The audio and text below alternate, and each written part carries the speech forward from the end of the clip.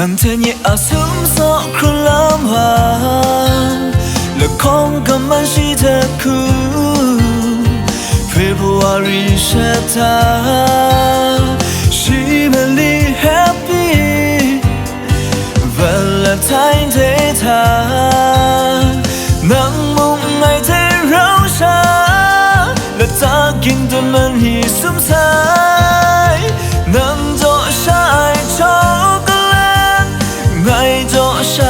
chocolate，對手無的愛，帶能接受，能陪所愛你而所面，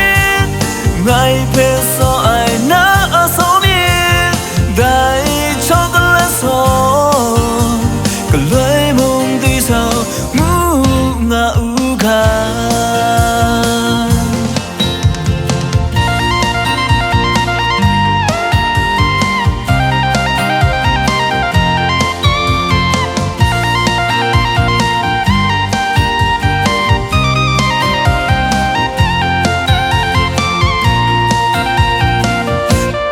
能聽見阿蘇索克拉瑪，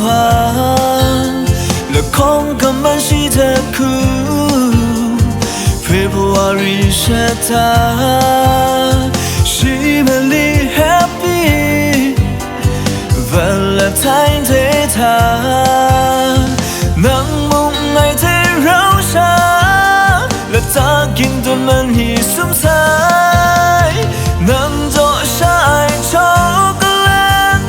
愛做晒chocolate，對手無的愛，帶能接受。